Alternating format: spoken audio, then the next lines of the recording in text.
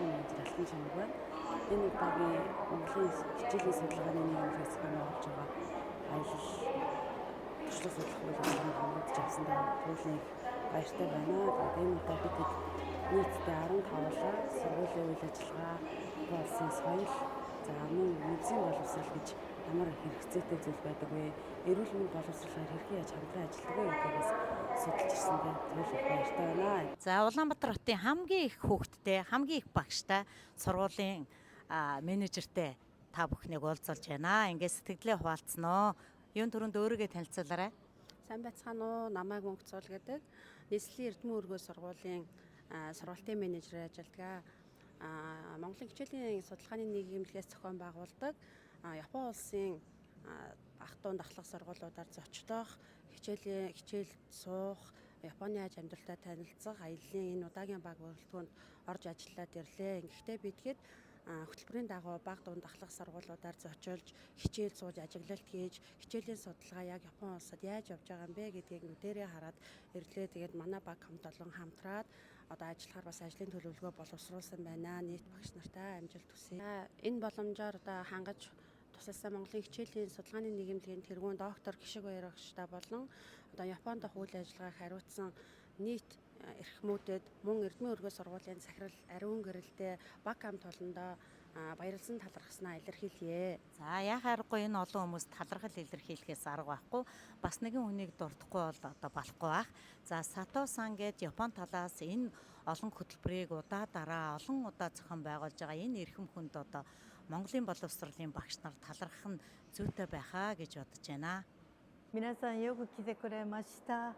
本当に短い時間でしたけれど、日本を楽しんでくれて、そしてまた来ようと思ってくれたらとっても嬉しいです。私も皆さんに何度も会いたいです。気をつけて帰ってください。さようなら。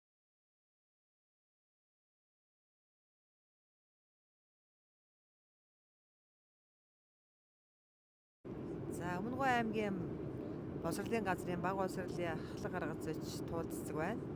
За сая 11 сард Япон улсад туршлага судлах зорилгоор яваад ирлээ. За Японы туршлагаас гэвэл за шүдний холбооны гишүүтэй уулзаж мэдээлэл солилцсон. За энэ хүн эрүүл байхын гол үндэс нь бол шүд юм байна. Шүд эрүүл байх юм бол бие эрүүл байж иж одоо боловсролдоо эрүүл мэндэд бүх зүйлтэй анхаарч явах юм байна. Дээрээс нь хүүхдийг одоо өөрөө удирдлагатай суралцах, бие даан суралцах чадварыг маш их чухалчилдаг улс юм байна. Ийм сайхан зүйлийг сураад ирлээ. Багш маань сургуулиас гуруулаа оролцсон байгаа тий. Юуны өмнө өөрийгөө танилцуулахгүй юу? За баярлалаа. За би Эрдэмэн өргөө сургуулийн бага ангийн сургалтын менежер Сүрэн байна. За тэгээд бид нар баг хамт олноороо Япон улсын Осака мужид хичээлийн судалгаа хэрхэн одоо явагддаг талаар танилцах гээд ирсэн.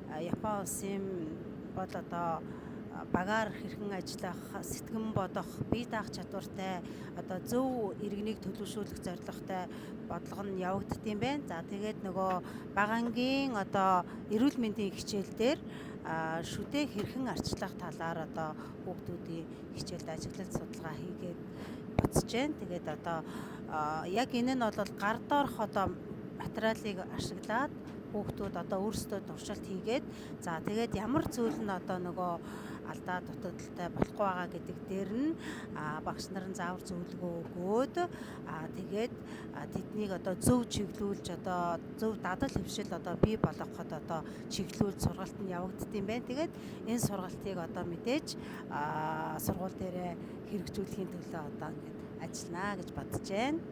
За мэдээж танаа сургууль бол маш олон хүүхдтэй гэж сонссон 6500 хүүхдтэй гэж сонсон. Тэгэхээр эндээс үзэж харсан, судалсан туршлага багш нартай хүүхдүүдтэй бас хуваалцаж ажил хэрэг болох байхаа гэж бодож байна. Танд ажлын амжилт хүсье.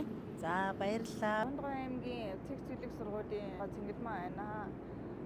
Япон улсын Осакад баг сургуулийн одоо шүдний эрүүл мэндийн хичээл ажиглалт хийж суулаа. Энэ хичээлийг тусгайдлан одоо эрүүл мэндийн газрын одоо шүдний эмч ирж хичээл зааж байгааг одоо ажиглагдаж үзлээ. За дараа нь хоёр дахь өдөр нь одоо экскурс хичээлийг аяллаа маршрутаар одоо явж ажигласан байгаа. Оюунлаг сургуулийн багш Ган Жаргал байна. За энэхүү арга хэмжээнд оролцоод олон сургуулиар орлоо. За надад хамгийн их таалагдсан сэтгэл үлдээсэн нь Японы нэг ахлах сургуульд очиод англи хичээл нь маш их таалагдлаа. Англи хичээлээр гадаад багш маань өөрөө маш сонирхолтой байдлаар хүүхдүүдийг хичээлээ зааж байна.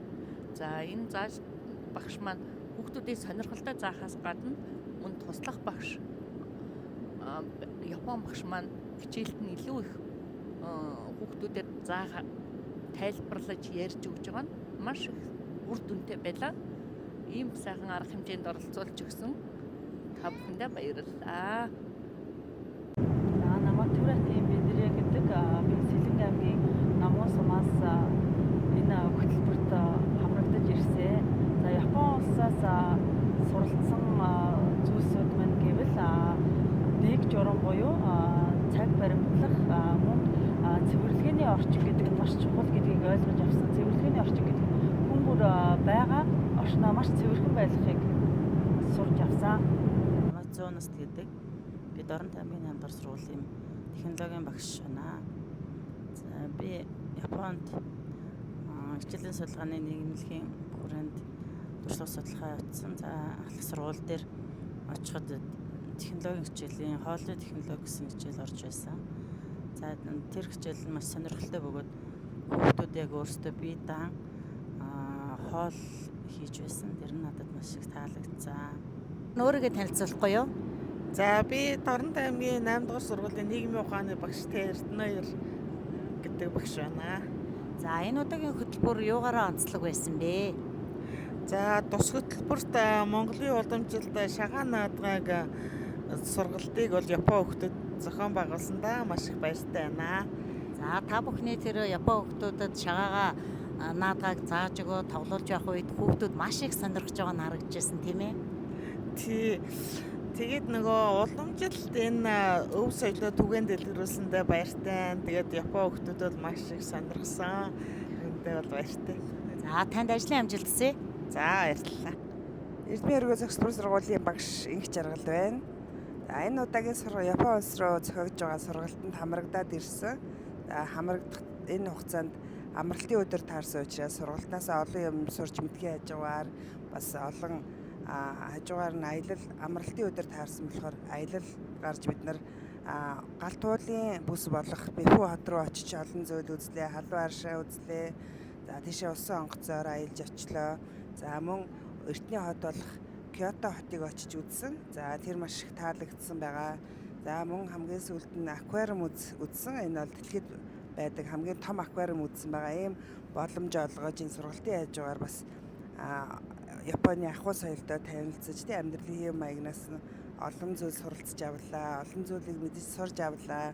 Ингээд энэ сургалтыг зохион байгуулж байгаа. Энэ үйл ажиллагааг зохион байгуулдаг Монголын хичээлийн судалгааны нийгэмлэг болон Хишг баяр багштай маш их баярлалаа. За энэ үйл ажиллагаанд оролцож байгаа Дундгой аймгийн Мандал сургуулийн хүүхдийн хоолны дагооч алтас байна. Бид Осака хотын бага сургуулийн өдий хоолны үйл ажиллагаатай танилцлаа. Хүүхдийн нас биений онцлог тохирсон шимтгийлтэй хоол нь цаашид хүний амьдралын чанарт нөлөөлдөг учраас бид өөрийн ажилтан энэ үйл ажиллагааг тусгаж ажиллах шаардлагатай гэж үзлээ. Монголын хичээлийн судалгаа нийгэмлэгээс зохион байгуулсан үйл ажиллагаанд амжилттай хамрагдаад ирлээ. За энэ хугацаанд бид нар маш олон санаануудыг эндээс олж авсан. За хамгийн чухал нь болохоор боловсролын салбар нь эрүүл мэндийн салбартайгаа хэрхэн хамтран ажиллаж байгааг бол нүдээр үзэж харж бас санаа авах зүйлүүдийг нэлээд их тусгаж авлаа. Цаашдаа бид нар бас энэ талаар хамтран хичээл зохион байгуулж түүнийхээ талаар судалгаа хийхээр шин санаатай хурж ирсэн байгаа. Ажлын өдрүүдээр бол бид нар нэлээд шахуу програмтай явсан. Одоо бага сургууль, дунд сургууль, ахлах сургуулиудаар орж танилцсан. За мэдээч хэрэг энэ бүхний одоо сургалтын хажуугаар бид нар бас бяцхан аяллуудыг бол хийгээд одоо өөрсдөө сэргээгээд яваад ирсэн байгаа. За энэ улсаас бол бид нар сурах юм их байгаа юм байна. Өөртөө болоод одоо өөрийн хийж байгаа үйл ажиллагаанд их шинжилэл хийх бас нэлээд олон санаануудыг би бол одоо олж авсан гэж одоо бодож байна. За танд ажлын амжилт хүсье. Баярлалаа. намайг Батгшиг гэдэг Увс аймгийн Улаангон политехник коллежийн Монгол хэл уран зохиолын багш байна. Хичээлийн судалгааны нийгэмлэгээс зохион байгуулсан энэхүү сургалтанд амжилттай хамрагдаад ирлээ. Японы ахлах сургуулийн суралцагчид хичээлийн бус цагаар өөрсдийгөө хэрхэн яаж хөгжүүлж байгаа надад хамгийн их таалагдлаа. За хичээлийн судалгааны нийгэмлэгээс зохион байгуулсан энэ удаагийн хөтөлбөр амжилттай хэрэгжээд бид буцаж байна. Тэгээ энэ удаагийн хөтөлбөрийнхаа талаар та сэтгэлээ хуваалцсан уу? За баярлалаа. Энэ удаагийн хөтөлбөрт нийслэлийн 3 сургууль, орон нутгийн 5 аймгийн төлөөлөл 14 удирдах ажилтан багш, мэргэжилтэнүүд маш амжилттай сайн оролцлоо. За Осака мужийн боловсролын газар болон Хигаши Осака хотын боловсролын газар, за Осака хотын шүтний эмчнэрийн холбооноор энэ үйл ажиллагааг зохион байгуулж биднийг бага сургууль, дунд сургууль, ахлах сургуулиар зочилж хичээлд ажиглалт хийж сургалт үйл ажиллагаатай танилцах боломж олголоо.